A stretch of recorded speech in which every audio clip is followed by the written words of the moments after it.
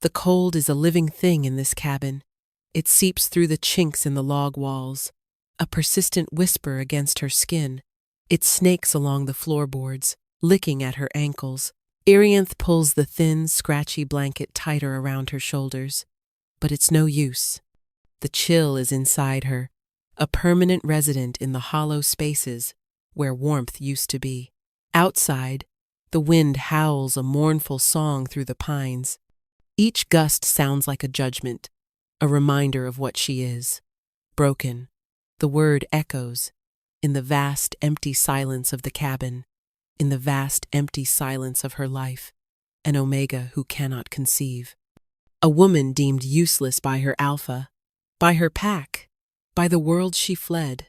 Zorathus had said it with such casual cruelty, his voice a silken blade that had severed her from everything she knew. "What use is a barren field?" he'd asked, not to her, but to the others, the smirking betas and the fertile omegas who watched her world collapse. She had been cast aside, not with a roar, but with a quiet, suffocating indifference that was somehow worse. So she ran. She ran until the manicured lawns of the packlands gave way to tangled forests, until the scent of manicured civilization was replaced by the raw, honest perfume of damp earth and pine.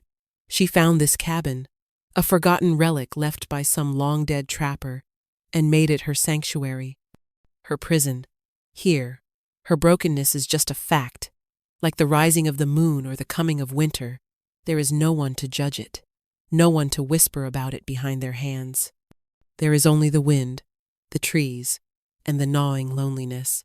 A sudden frantic scratching at the door jolts her from her reverie. It's sharp, desperate. Claws on old wood. Her heart leaps into her throat, a frantic bird beating against the cage of her ribs. Nothing comes to this cabin.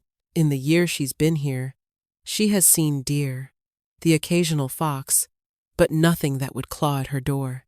The sound is too big for a fox, too desperate for a bear. To fear, cold and sharp, floods her veins. It's an old, familiar companion, the fear of an Omega alone, unprotected. The fear of a world that has only ever shown her its teeth. She stays frozen, her breath held tight in her chest. Maybe it will go away. Maybe it's just the wind playing tricks, twisting the sound of a branch into something more sinister. The scratching comes again, louder this time, followed by a low, pained sound, a whine that is less a threat and more a plea. It's a sound of profound agony, and it cuts through her fear, snagging on something deeper. Her grandfather's voice, a warm memory in the cold cabin, murmurs in her mind. Compassion costs nothing, Arianth. Indifference costs everything. He had been a healer, a man who saw worth in broken things, who could mend a bird's wing or a wilting plant with his gentle, knowing hands. He would not be cowering behind a door, and her hand trembles as she reaches for the old iron latch. Logic screams at her. Don't open it. You are alone. You are vulnerable. The lessons of her past, the betrayals and the cruelty, all warn her to stay hidden, to protect the fragile peace she has built. But the whine comes again, weaker this time, and it is threaded with a despair she knows all too well. The sound of being left to die, the sound of being unseen. She cannot be the one who turns away. She will not. Taking a shuddering breath, she lifts the heavy latch. The door groans open on stiff hinges, letting in a blast of rain-soaked, freezing air, and she sees him. From any fording, on her porch, half collapsed in a pool of rain and what looks sickeningly like blood, is a wolf. But it is like no wolf she has ever seen. It is colossal, a creature of midnight and shadow, its fur the color of a starless sky. Its size is unnatural, bigger than any wolf of the northern woods. One massive shoulder is matted with blood, a raw, ugly wound torn into its flesh. Its breathing is a shallow, ragged rasp. Her fear returns, a tidal wave that threatens to drown her. This is a predator, a monster from a dark fairy tale. But then her eyes catch something else. Nestled in the protective curl of the wolf's enormous body, sheltered from the driving rain by his sheer bulk, is a bundle. It's small, wrapped in a strange, moss-like cloth that seems to shimmer faintly even in the dim light, and from the bundle, two eyes stare up at her. They are not the unfocused, milky eyes of a newborn, and they are clear, intelligent, and the color of liquid silver. It's a baby, a human infant, impossibly here, protected by a dying beast on her doorstep. The wolf lifts its head, a monumental effort. Its eyes, the same piercing silver as the child's, meet hers. There is no malice in them, only exhaustion, agony, and that same desperate plea she had heard in its voice. Help us. The dilemma tears her apart. Her mind, conditioned by years of trauma, screams at her to slam the door, to bolt it, to hide until this nightmare has passed. An alpha predator and a child. It could be a trap, a glamour, some dark magic meant to lure her to her doom. But her heart, her broken, useless heart, it sees something else. It sees a protector, spending its last ounce of strength to shield its charge. It sees a vulnerable infant, alone in a storm. It sees the very thing she was denied, someone choosing to help, to shelter, to care, even at the cost of their own life. The rain plasters her thin nightgown to her skin, the cold seeping into her bones. But in that moment, a different kind of warmth sparks within her, a defiant ember of compassion. She will not be like Zorothus. She will not be like the pack that turned its back. She will not let another creature die alone and unseen on her doorstep. Okay, she whispers, the word, a puff of white in the frigid air. The sound is small, fragile, but it is a promise. Okay, I'll help you. The wolf's massive head sinks back to the wooden planks of the porch, a silent surrender. He is trusting her. This monster, this king of the forest, is placing his life and the life of his child in the hands of a broken Omega. The choice is made. Her first instinct is the child. Always, the most vulnerable first. Her hands shake, but her movements are sure as she stoops, her bare feet recoiling from the icy, wet wood of the porch. The rain is relentless, turning her hair into dark, dripping strands that cling to her face. It's all right, she murmurs, her voice meant to be soothing, though it trembles. I'm not going to hurt you. She reaches for the baby. The giant wolf lets out a low, guttural growl, a sound that vibrates through the floorboards and up her spine. It's a warning, weak, but still potent with threat. I know, she says, speaking to the wolf now, her eyes locked on his. I know. I'm just taking him inside, out of the cold. I'll come back for you. I promise. She doesn't know if he understands words, but he seems to understand intent. The growl subsides into a ragged sigh. His silver eyes watch her every move, a silent, pained sentry. She lifts the baby. He's impossibly light, yet feels dense with a strange, quiet energy. The moss-like cloth is soft and warm to the touch, repelling the rain. It smells of deep forests and clean earth. The baby doesn't make a sound, just watches her with those unnervingly wise eyes. She carries him inside, her heart a frantic drum. She places him gently in the center of her cot, the only soft place in the one-room cabin, and pulls her blankets around him. He blinks slowly, looking around the dim, unfamiliar space without a hint of fear.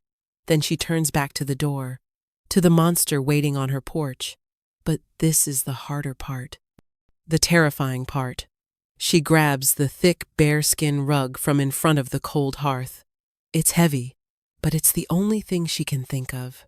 Dragging it onto the porch, She kneels beside the wolf. Up close, he's even bigger, a mountain of muscle and fur. The smell of wet animal, blood, and ozone from the storm fills her senses. "I have to move you," she says, her voice low. "It's going to hurt. I'm sorry." Getting him onto the rug is a nightmare. He's a dead weight, an impossible burden. She pushes and pulls, her muscles screaming in protest. She's slick with rain and his blood, her tears mingling with the downpour on her cheeks. He lets out a soft moan of pain as she jostles his injured shoulder, and guilt lances through her. But finally, after what feels like an eternity of grunting, straining, and whispered apologies, he is on the rug. Hauling him across the threshold is another monumental task. The friction of the rug against the wooden floor is immense. She puts her back into it, her feet slipping, her breath coming in harsh, sobbing gasps. Inch by agonizing inch, she pulls him inside. She has done it. She has invited the dangerous, the wild, the unknown into her tiny, sacred, safe space. The door, which she finally manages to slam shut against the storm, feels like the closing of a chapter. Her life of quiet, miserable isolation is over. She collapses against the door, shivering and spent, her gaze fixed on the two impossible creatures now occupying her home. The silent, silver-eyed baby on her bed, and the giant, bleeding wolf on her floor. The threshold has been crossed. There is no going back. The first 24 hours are a blur of frantic, terrified caretaking. Arianth's first priority is the fire. The cabin's chill has deepened with the wetness she and the wolf brought in. She stuffs the stone hearth with dry wood from the dwindling pile by the wall, her hands clumsy and trembling. When the flames finally catch, casting a warm, dancing light across the room, she lets out a breath she didn't realize she was holding. The light illuminates the wolf's wound, and she feels a fresh wave of nausea. It's worse than she thought, a series of deep, parallel gashes, as if from the claws of some even larger beast. The edges are ragged and dark, and the bleeding, while slow, is persistent. Her grandfather's lessons surface from the depths of her memory to clean the wound, stop the bleeding, prevent the fever. She boils water, her movements becoming more automatic, more purposeful. She tears strips from one of her few spare shifts, creating clean bandages. In a small wooden chest at the foot of her cot are the herbs she gathers, a habit ingrained in her by her grandfather, yarrow, to stop the bleeding, willow bark, for the pain and fever, moss, dried and pounded, to pack the wound and keep it clean. Approaching the wolf is terrifying. He is unconscious, or close to it, but his sheer size is a constant primal threat. His chest rises and falls in shallow, uneven breaths. "I'm going to clean this," she whispers, more to herself than to him. "It's going to be all right." She dips a cloth into the hot water, wrings it out, and gently, so gently, begins to dab at the edges of the wound. The wolf flinches, a muscle twitching in his massive flank, and a low growl rumbles in his chest, a subconscious warning. "Shh," she soothes, her voice barely audible. "I know. I'm sorry, but I have to." She works for over an hour, cleaning away the blood and grime, her stomach churning at the sight of torn muscle and flesh. His fur is thick and coarse beneath her fingers, except where it is matted with blood. As she cleans, she notices something strange. The flesh seems to resist infection, the edges of the wounds unnaturally clean despite the filth they were exposed to. She crushes the herbs, making a poultice that she carefully applies, packing it into the deep gashes. His skin is hot to the touch, a fever already setting in. She bandages him tightly, her work clumsy but functional, with the wolf tended to for now. She turns her attention to the baby. He has not made a sound. He just lies on her cot, wrapped in her blankets, his silver eyes following her every move. He seems content, watchful. It's deeply unsettling. Babies are meant to cry, to fuss, to demand. This one simply observes. She checks his strange, mossy wrapping. It's not a diaper in any traditional sense, yet it is clean and dry. She has no milk, no food for an infant. Panic begins to bubble in her chest. What is she going to do? As if sensing her distress, the baby's gaze shifts to a small leather pouch tied to the wolf's massive, uninjured leg. She hadn't noticed it before.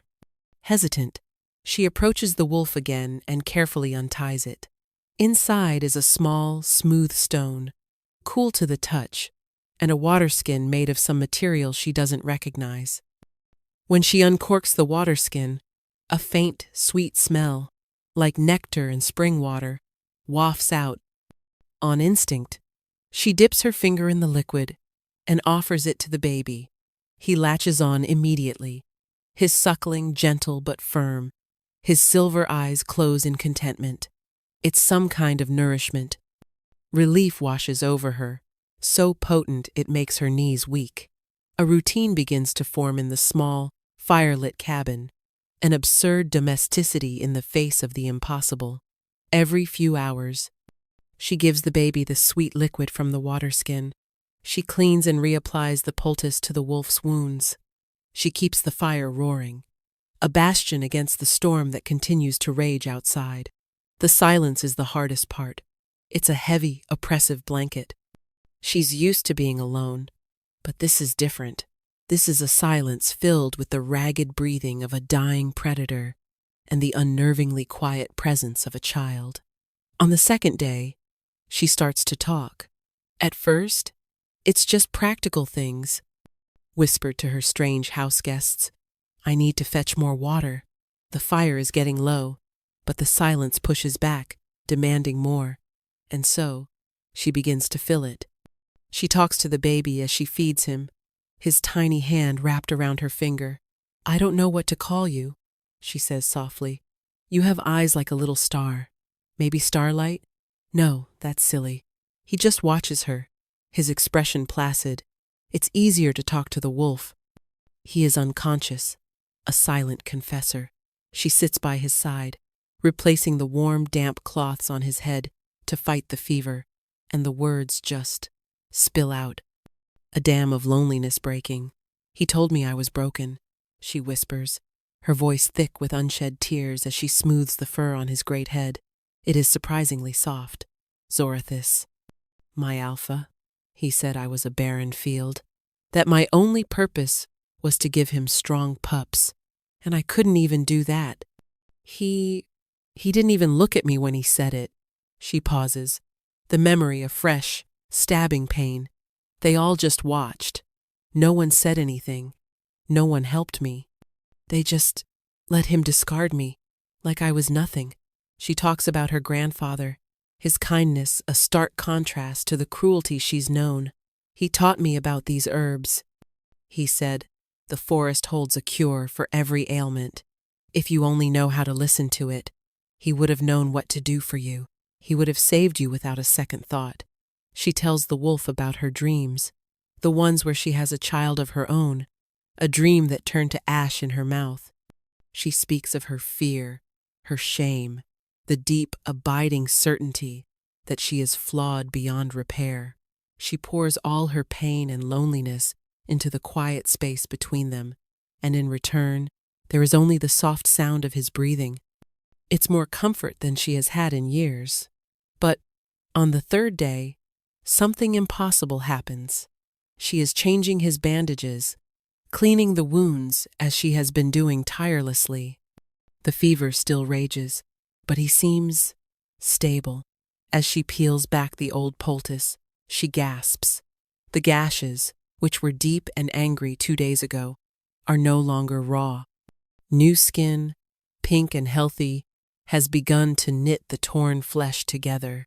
The healing is happening at a rate that is not just unnatural, it's miraculous.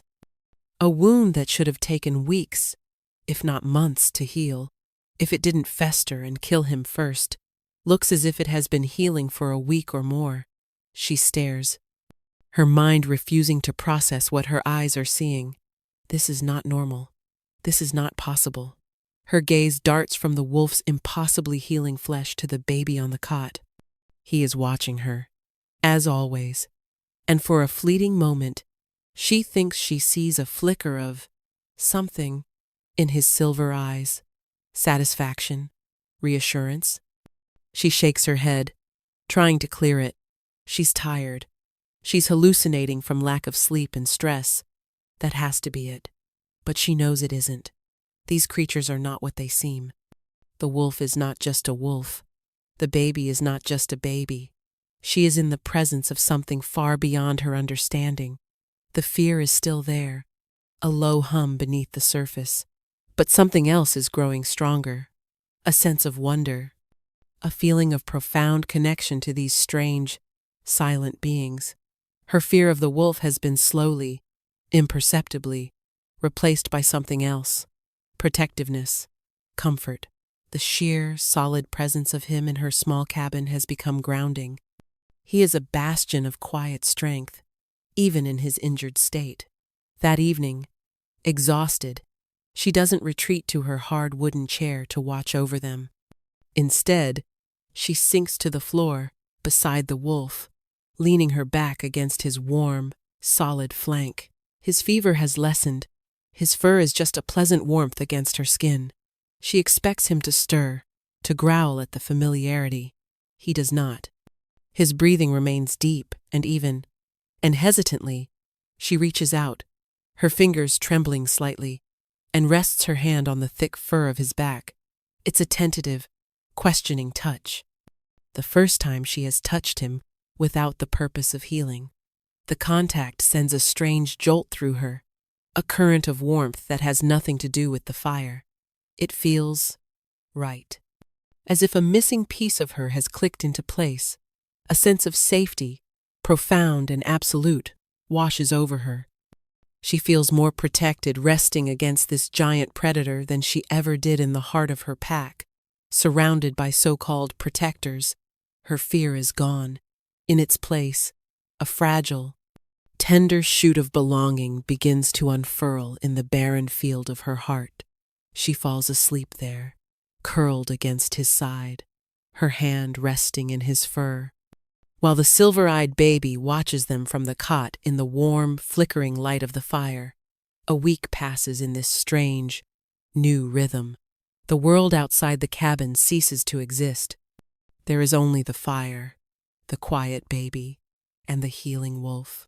Irianth finds a peace in the routine, a purpose in the simple, demanding tasks of care. She talks to them constantly, filling the cabin with the sound of her voice, sharing stories of her childhood, her fears, her faded dreams. They are the best listeners she has ever known.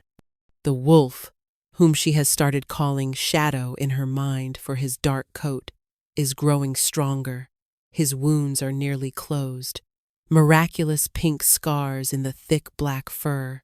He is awake more often now, his intelligent silver eyes following her as she moves about the cabin.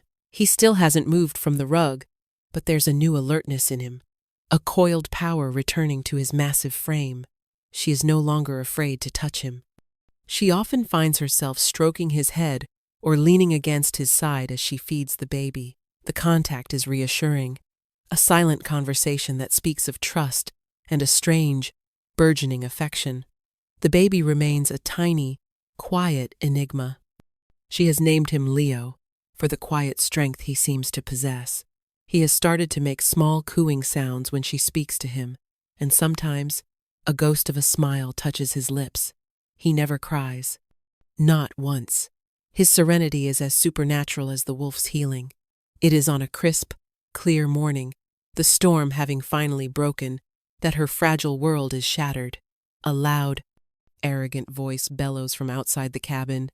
"Arianth, I know you're in there. Stop this foolishness and come out." Her blood runs cold. She freezes, a bowl of warmed herb water in her hands. She knows that voice. It's a sound that haunts her nightmares, the voice that pronounced her broken, that cast her out. Zorathis, How? How could he have found her? She had run so far, covered her tracks, hidden herself in the heart of the wild. It should have been impossible. On the floor, the wolf tenses. Every muscle in his body goes rigid. A low, menacing growl, far more powerful than any he has made before, rumbles deep in his chest. His silver eyes are fixed on the door, burning with a cold, lethal fury. The hackles on his neck and back rise, turning him into an even more formidable silhouette. "Don't ignore me, you broken bitch!" Zorithus shouts, his voice closer now. "I am your alpha. You will show me respect." The door rattles as he slams his fist against it, panic claws at Irianth's throat. He can't come in. He can't see them. Her mind races, desperately searching for an escape, a place to hide her impossible charges. But there is nowhere. The cabin is one small room. The door splinters. With a loud crack, the old wood gives way, and Zorithus stumbles into the cabin. He is just as she remembers him. Tall, handsome in a cruel way, with an aura of arrogant authority. His eyes scan the room, widening in surprise at the domestic scene, then narrowing with contempt as they land on her. "There you are," he sneers, "living in this hovel. Did you really think you could hide from me? You embarrassed me, Arianth, my Omega, running off like some feral stray. I'm here to take you back." He takes a step towards her, his hand reaching out to grab her arm.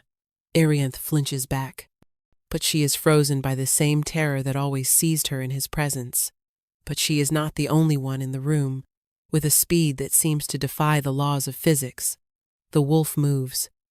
One moment he is lying on the rug, the next he is a blur of black shadow and incandescent rage, launching himself between Arianth and Zorithus.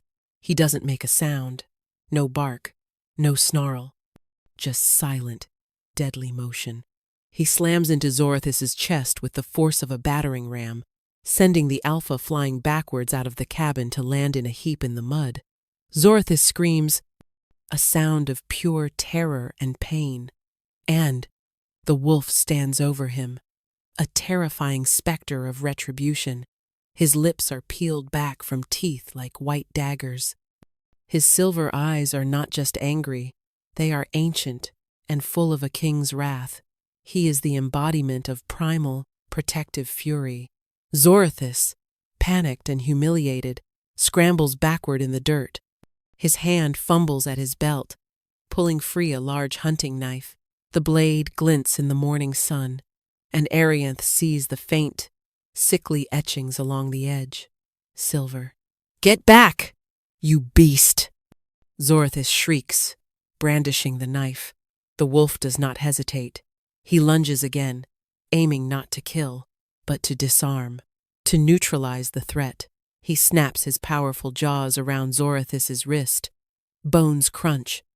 Zorithus howls in agony, the knife falling from his nerveless fingers. But in his panicked, flailing struggle, Zorithus manages to swipe wildly with the blade. It's a clumsy, terrified blow, but it finds its mark.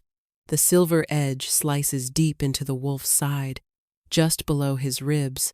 A sound tears from the wolf's throat, a sound of pure, unadulterated agony that is nothing like the pain he suffered from his previous wounds.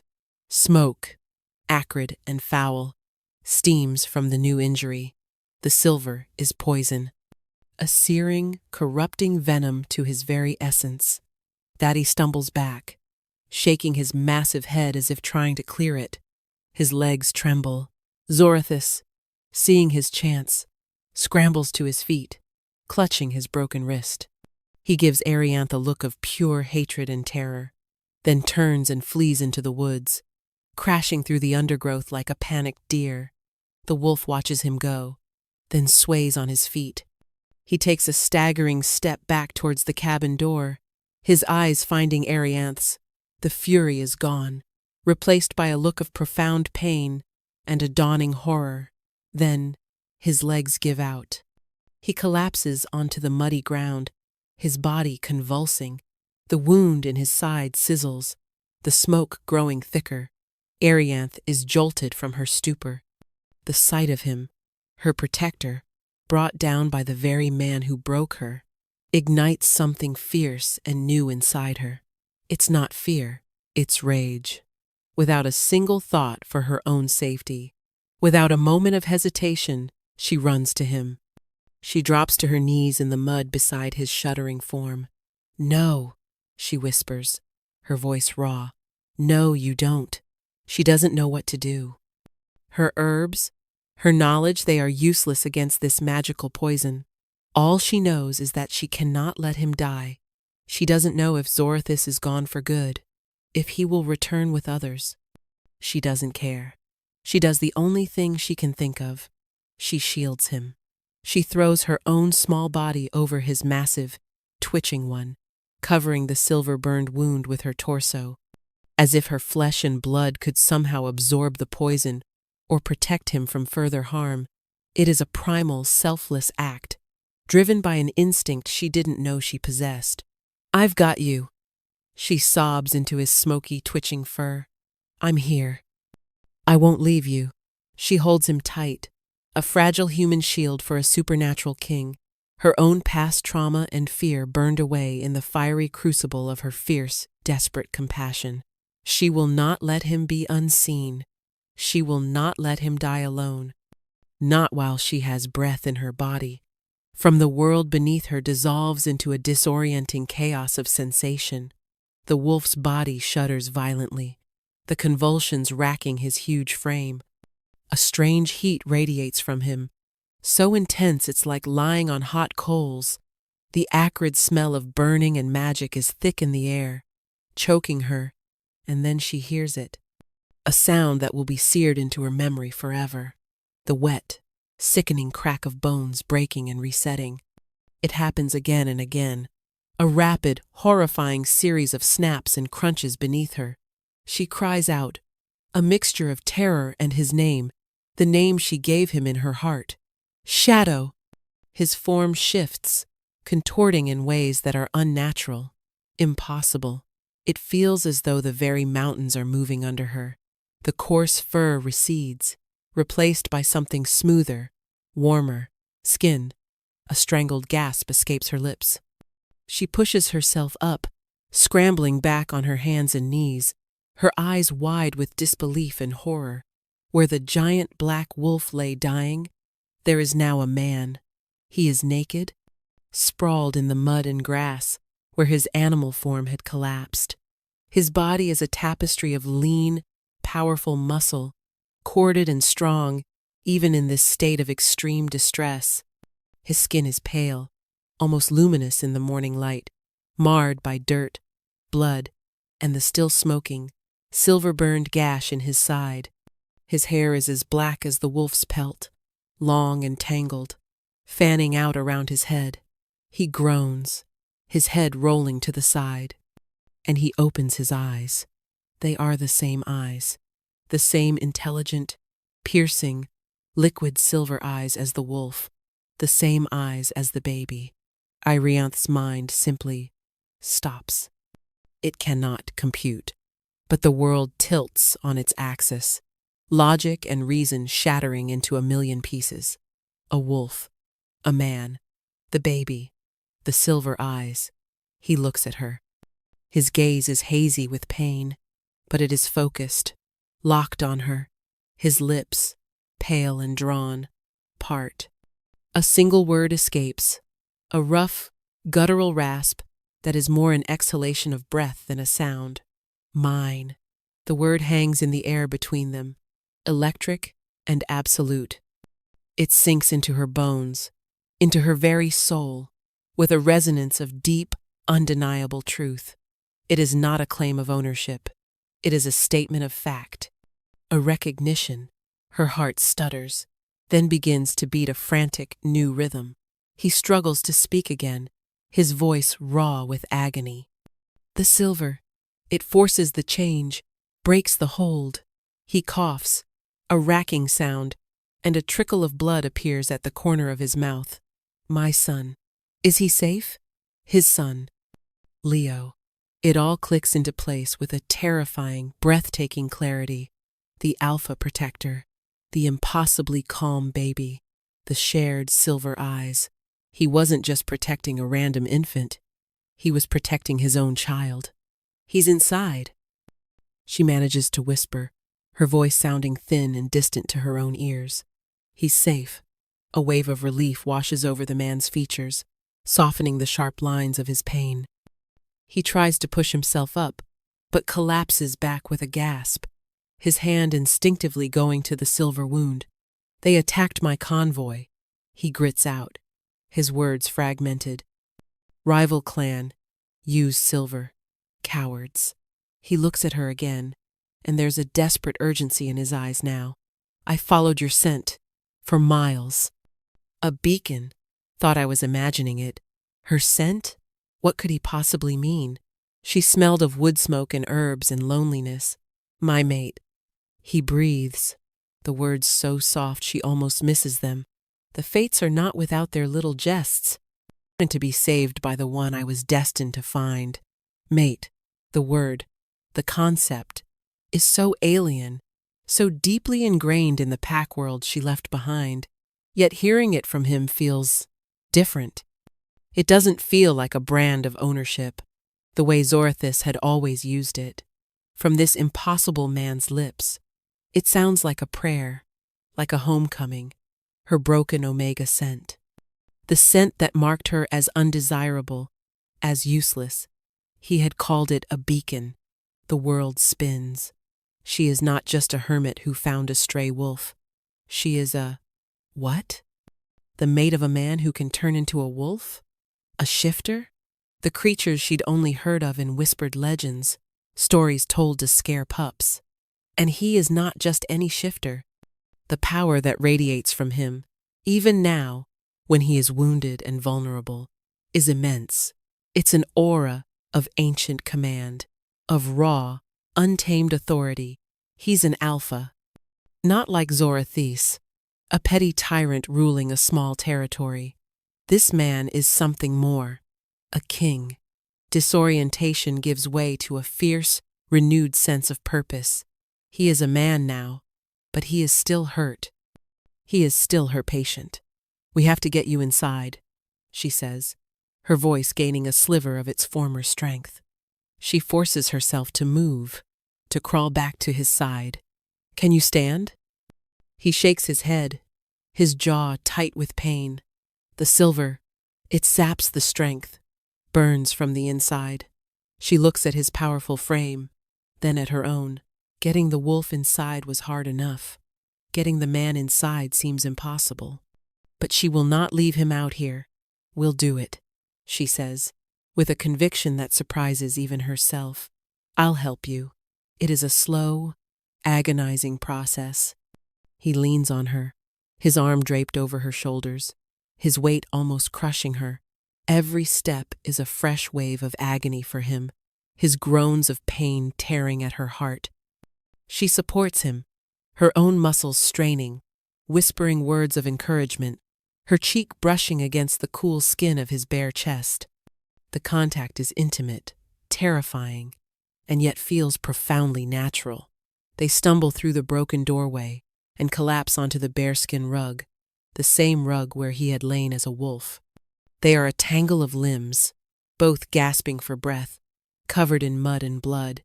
For a long moment, they just lie there, the world shrinking to the sound of their harsh breathing and the crackle of the fire. He is a king, a shifter. He is the father of the child on her bed, and he has just called her his mate. But her quiet, broken life is not just over. It has been utterly and irrevocably annihilated. In its place is a terrifying, bewildering, and strangely hopeful new reality. She looks from the pained, gorgeous face of the man on her floor to the calm, silver-eyed baby watching them from the cot. Her small cabin has become the sanctuary of a king and his heir. And she, the broken Omega, is somehow at the center of it all. The following days are a study in surreal intimacy and tension. The man, he tells her his name is Corvain Heels, but at a human pace. The silver has ravaged his system, stripping away his supernatural recovery abilities. He is weak, vulnerable, and completely at her mercy. The power dynamic has shifted, and it's a palpable thing in the small cabin. He is a king, used to command, yet he cannot even sit up without her help. She, the outcast, is now his sole caretaker. She cleans and dresses his wound, which is an ugly, puckered thing that refuses to heal cleanly. She spoons broth into his mouth. She helps him drink water. This intimacy is a constant source of friction. He is ashamed of his weakness, his pride wounded as deeply as his flesh. He is curt, his words clipped, his silver eyes often stormy with frustration. He tries to maintain a distance, a regal authority, but it's impossible when she is changing his bandages, her fingers gently probing the tender flesh of his side. "I can manage," he would growl, trying to push her hands away, only to hiss in pain from the effort. "Be still," she would reply, her voice soft but firm, refusing to be intimidated. "You'll tear the stitches." She had used her grandfather's fishing line and a sterilized needle to close the wound, a gruesome task that had left them both shaking. He would fall silent, his jaw tight, and allow her to minister to him, his gaze fixed on the ceiling, anywhere but on her face. But Irianthe sees through the gruff exterior. She sees the flicker of gratitude in his eyes when she brings him a cool cloth for his fevered brow. She sees the way his muscles relax almost imperceptibly when she is near. And she sees the guilt. It's a heavy shadow in his eyes, a constant, silent presence. One evening, as the firelight paints dancing shadows on the walls, he finally gives it a voice. "You should leave," he says abruptly, his voice a low rasp. He's propped up against the wall, a blanket covering his lower body. The firelight plays over the hard planes of his bare chest and shoulders. Irianthe, who is rocking Leo gently by the hearth, looks up in surprise. "What are you talking about?" "You can't even walk yet. That man, Zorithis, he will be back," Corvain says, his gaze dark. "He will bring others. And the ones who attacked me, they are still out there. They are hunting for my son. You are not safe here. With me." He is trying to push her away, for her own good. The thought is so foreign, so contrary to every experience she's ever had with an alpha, that it takes her a moment to process. Zorithis had only ever thought of his own needs, his own pride. Corvain, a king, is thinking of her safety. A year ago, she would have listened. She would have run. The timid, broken Omega she used to be would have fled from this new terrifying danger. But she is not that woman anymore. "No," she says, her voice quiet but unyielding. She sets the sleeping Leo back in his makeshift cradle, a wood box she lined with her softest rags. She rises and walks over to Corvain, kneeling before him so they are at eye level.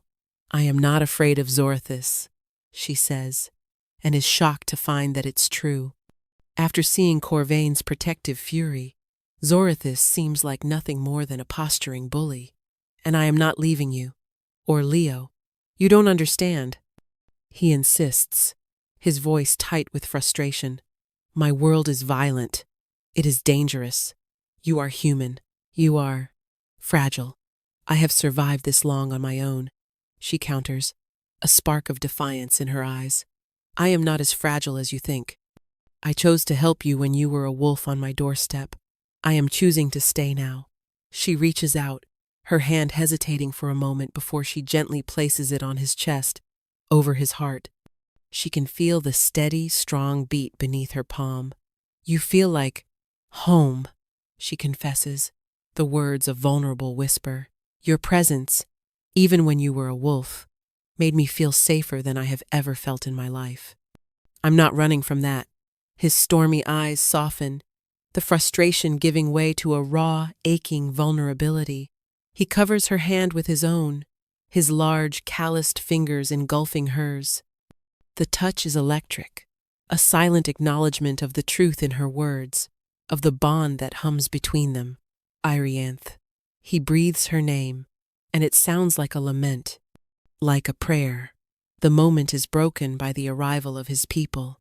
They come silently, moving through the forest like ghosts. One moment, the woods are empty. The next, they are surrounded. Two large shifters, in their human forms, appear in the broken doorway. They are hard-faced and armed, their eyes scanning the cabin before they drop to one knee, their heads bowed in deference to Corvain. "My king," one of them says, his voice rough with relief. "We tracked the silver scent. We feared the worst." Corvain's kingly demeanor returns in an instant. His back straightens. His voice rings with authority. "Report, Vathar. The attackers were from Forath's clan. They scattered after you fell. We have secured the prince." The shifter Vathar finally looks at Arianth, his eyes narrowed with suspicion and curiosity. "Who is the human? The days that follow are a whirlwind." Corvain's warriors establish a perimeter around the cabin. The tiny, isolated hovel becomes the temporary command post of an alpha king. A woman arrives, a stern, older shifter named Eusoria, who takes over Leo's care with an efficiency that is both a relief and a small, sharp pain in Arianth's chest. She feels displaced. Corvain is healing quickly now that he has the care of his own healers. He is getting stronger, more distant. He is a king again, and she is just a human woman who happened to be in the right place at the right time. The intimate bubble of their shared vulnerability has burst. The other shifters treat her with a wary, cautious respect. She is the human who saved their king, but she is still just a human, an outsider. She sees it in their eyes. A few, like a sneering, ambitious beta named Dramos, are more open with their disdain. He sees her as a weakness, a liability. But one evening, the main contingent of Corvain's court arrives, having made the journey from their stronghold. They set up a large, luxurious pavilion near the cabin, and Corvain, now able to walk, moves into it. But the cabin suddenly feels cavernous and cold again, empty. He summons her to the pavilion. It is filled with rich furs and tapestries, a stark contrast to her Spartan life. His inner circle is there: Vathar, Wysoria, Dramos, and a few others. They are discussing strategy, their voices low and serious. Corvain sits in a large carved chair, a king on his throne. He looks magnificent, powerful, and utterly out of her reach. He is dressed in dark leathers, and he radiates an authority that makes the air crackle. Dramos smirks at her as she enters, his eyes filled with derision.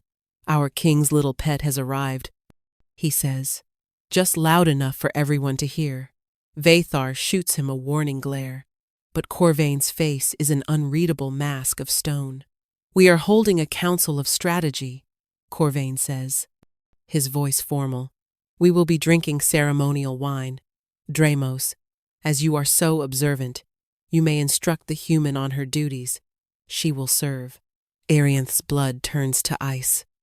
The humiliation is a physical blow. Serve wine, like a servant, a joke, a way to put her in her place, to show everyone that whatever happened in that cabin meant nothing. It's a test, and a cruel one. Dramos's grin is triumphant. He thrusts a heavy silver carafe and a set of goblets at her. "The king first, of course." He sneers. "Don't spill it, human." Her hands tremble.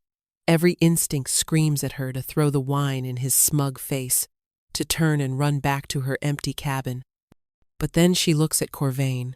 His face is impassive, but his silver eyes are fixed on her, and there is a flicker of something in their depths. A challenge? A plea? She doesn't know, but she will not let them break her. She will not let them see her shame. She is more than Zorothus's broken omega. She is more than Dramos's joke. She takes the carafe. Her mind races back to her grandfather's lessons. The forest holds a cure for every ailment. even those of the spirit. Her fingers brush against the small leather pouch she always wears at her belt, filled with dried herbs. There is one in particular. Winter Calm. A simple, common herb. Not a poison, not a drug, just a mild root that, when steeped in wine, was said to clear the head and soothe a troubled spirit. Her grandfather used to give it to her in tea when she had nightmares. In 7, with her back turned to the others, as she pretends to wipe a smudge from the goblet. Her movements are swift and sure. She pinches a tiny, almost invisible sliver of the dried root from her pouch and drops it into the goblet meant for Corvain. It dissolves instantly. She turns, her expression serene, her hands steady. She walks to Corvain, kneels gracefully as a servant would, and offers him the wine. She doesn't look at him. She keeps her eyes demurely lowered. He takes the goblet, his fingers brushing hers. The contact is a small, familiar shock. He raises it to his lips. The whole room is watching. Dramos is practically vibrating with smug satisfaction. Corvain takes a slow, deliberate sip. He pauses. He does not look at Dramos. He does not look at his warriors. He looks only at her. His silver eyes widen, just slightly. A dawning realization spreads across his face. He knows. He recognizes the faint, earthy taste. The scent of the poultices she used on his wounds. The teas she brewed to fight his fever. It is the scent of her care, of her quiet strength. And he takes another, deeper drink, his eyes never leaving hers. The shouting, the strategy, the politics of his court, it all fades away. The anger and tension in his shoulders visibly ease. The mask of the king slips, and for a fleeting, breathtaking moment, she sees the man from the cabin, her Corvain. He falls silent. The entire pavilion is wrapped in his sudden, absolute stillness. His silence is more powerful than any roar, more commanding than any order. It is a silence of awe, of reverence. He knows what she did. She didn't lash out. She didn't run. She met their cruelty, not with weakness, but with healing, with care. She answered their challenge with a quiet act of intimate knowledge, a secret shared only between the two of them. She reminded him not of who he was a king, but of what she had been to him, his savior. Dramos's smirk falters, confusion clouding his features. The other shifters look from their silent king to the kneeling human woman, a new, dawning respect in their eyes. In that moment, she is not a pet. She is not a servant. She has proven, without a single word, the depth of her connection to their king. She has won. Corvain slowly lowers the goblet. He reaches out and places his hand under her chin, gently tilting her face up to his. His thumb strokes her cheek. "Enough," he says, his voice soft, but carrying to every corner of the pavilion. The command is not for her. It is for everyone else. Leave us. The silence of the pavilion after his warriors depart is a living thing. It's filled with unspoken words, with the crackle of the fire in the central hearth, with the frantic beating of Arianth's own heart. She is still kneeling before him, his hand still warm against her skin. He slowly withdraws his touch, and the loss of it is a physical ache. He sets the goblet aside, the movement deliberate, measured. "Winter calm," he says, his voice a low murmur. "It's not a question." She nods, unable to find her voice. "My mother used to give it to me when my father's temper flared," he continues, his gaze distant, lost in a memory. She said it did not dull the senses, but sharpened them to what was truly important. He looks at her then, his silver eyes piercing, intense. "You have a habit of doing that." He rises from his chair and walks to the entrance of the pavilion, pushing aside the heavy flap to look out at the night. The moon is high and full, casting a silvery glow over the forest clearing. "I was wrong to test you like that," he says, his back still to her. It was cruel. It was the act of a cornered man, not a king. Why? She finally whispers, finding her voice. Why push me away? Why humiliate me? He turns to face her, and the raw vulnerability on his face steals her breath. The king is gone again, and only the man remains. Because I am terrified, Arianth. The confession hangs in the air, so contrary to the powerful being before her that she can barely comprehend it. I have been king since I was barely more than a boy, he says, his voice ragged with emotion. I have fought wars. I have faced down creatures you cannot imagine. I have never known fear, not true fear. Until now, he takes a step towards her. I fear what Zorothus will do when he returns. I fear what Foreth will do to get to my son. But most of all, he takes another step, his gaze locking with hers. I fear what they will do to you. The bond of fated mates is a legend, even to us, a fairy tale. I never believed it was real, until I was bleeding out in the forest, and your scent, it was like the first breath after drowning. It pulled me forward. It gave me the strength to reach your door. He is standing before her now, so close she can feel the heat radiating from his body. When I saw that man lay his hands on you, he says, his voice dropping to a harsh, guttural whisper, I felt a rage I have never known. I would have torn the world apart to protect you, and that is a weakness an enemy can exploit. My love for you, it is a weapon that can be aimed at my own heart. His love for her, he said it. The words she never thought she would hear from anyone, let alone a king from another world. Her own fear, her own insecurities, they all seemed to melt away in the face of his raw, honest confession. He is not pushing her away out of arrogance or cruelty, but out of a fierce, desperate need to protect her. And in that moment, she understands. He has spent his life being strong for everyone else. It is her turn to be strong for him. Being afraid doesn't make you weak, Corvain, she says, her voice gaining strength, clarity. She rises to her feet, so she is facing him as an equal. It makes you human, or whatever part of you is like a human. A small, shaky smile touches her lips. You think I'm not afraid? She continues, her hand instinctively going to her heart. My entire life has been ruled by fear. Fear of not being good enough. Fear of being hurt. Fear of being alone. But being with you, that fear is quieter. Because for the first time, I feel like I am not facing it alone. She reaches out, her hand mirroring the gesture he made earlier, and gently touches his cheek. His skin is warm, slightly rough with stubble. Don't push me away to protect me. Let me stand beside you. Let me face the dangers with you. You saved me from Zorothus, but I saved you first. We are stronger together. At that moment, a small sound comes from outside the pavilion. It's Wysoria, the older shifter woman, holding a fussy Leo. The baby isn't crying, but he is squirming, his little face wrinkled with discontent. Forgive me, my king, Wysoria says, bowing her head. He will not settle. He keeps reaching. I think he wants his mother. Wysoria's eyes flick to Arianth. It is not an accusation, but a simple statement of fact. In the eyes of this child, she is mother. Arianth moves to take Leo, but Corvain stops her, his hand on her arm. He takes his son from Wysoria himself. He holds the baby awkwardly at first, a powerful king unused to such a small, fragile bundle. Leo fusses, his tiny fists waving, until his gaze lands on Arianth.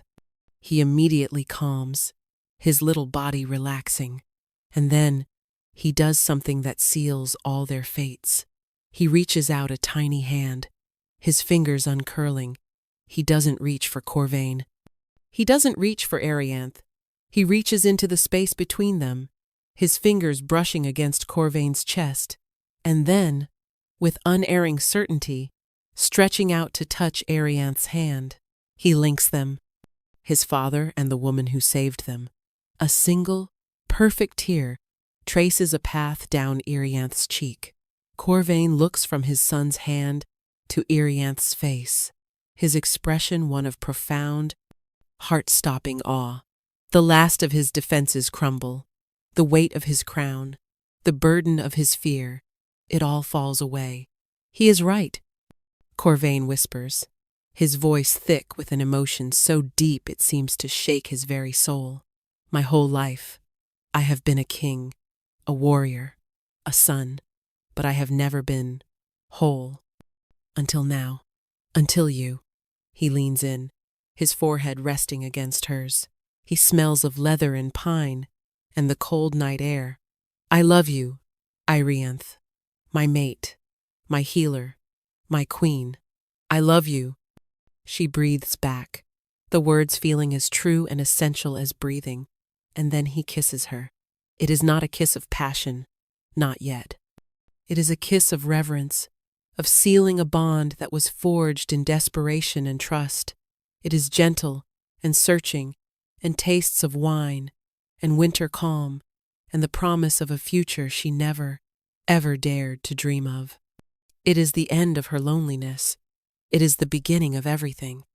It is the universe, which had been so cold and empty, finally, righting itself. 6 months later, the air in the great hall of Corvain's mountain stronghold is thick with the scent of roasting meat, pine resin from the torches, and the collective, excited energy of hundreds of shifters. It's a far cry from the quiet solitude of her cabin, but Arianth feels more at home here than she ever did in the stifling, manicured world of her old pack. She stands beside Corvain on a raised dais, little Leo held securely in a sling against her chest. She wears a gown the color of the deep forest, embroidered with silver thread that depicts a wolf and a spray of winter calm. She is not Arianth, the broken Omega, anymore. She is Arianth, the Luna Queen. It has been a tumultuous 6 months. Zorithis had returned, as Corvain predicted, with a small band of hunters from her old pack, their minds filled with his poison about a feral beast who had stolen his Omega. They were met not by a lone woman, but by Corvain's elite guard. It was not a fight. It was a swift, decisive judgment. The final confrontation had happened not in the forest, but here, in this very hall. Zorithis, captured and dragged before the king, had finally seen her. He saw her standing beside Corvain, confident and serene, with the heir to a kingdom in her arms. He saw her not as his broken property, but as a queen, beloved and revered. The shock and humiliation on his face had been her true victory. She didn't need to say a word. Corvain had banished him, stripping him of his alpha status and sending him into the desolate lands as a lone wolf, an outcast, the very fate he had condemned her to. The justice was poetic. The threat from Forath's clan still loomed, a shadow on the horizon, but it was a threat they faced together. Her knowledge of herbs, of human tactics, had proven surprisingly useful in Corvain's war councils. She was not just a symbol on his arm, she was a partner. Her quiet wisdom, a counterbalance to his warrior's strength. The pack had come to respect her, to see her as their queen, not just by fate, but by merit. Dramos was now one of her most loyal guards, his earlier sneers replaced by a fierce, grudging admiration.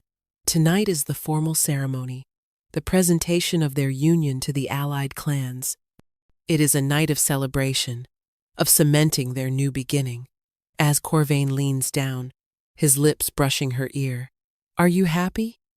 he murmurs, his voice a low rumble that only she can hear over the din of the hall. She turns to look at him, at his handsome, beloved face.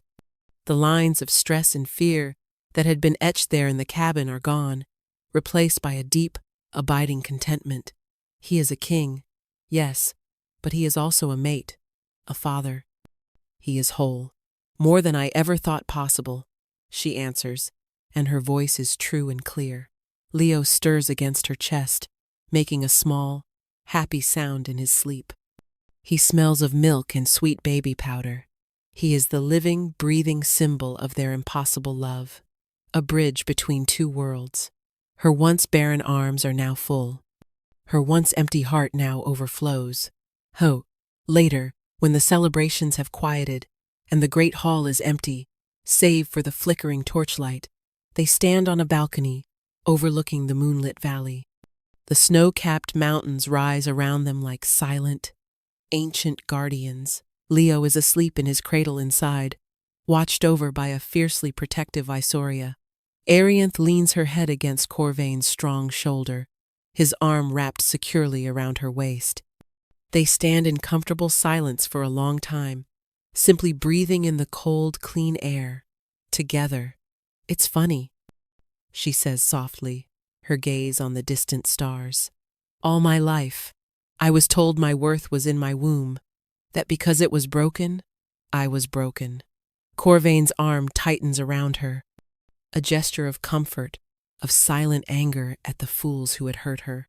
But they were wrong, she continues, a gentle smile gracing her lips. My weakness, it wasn't a weakness at all.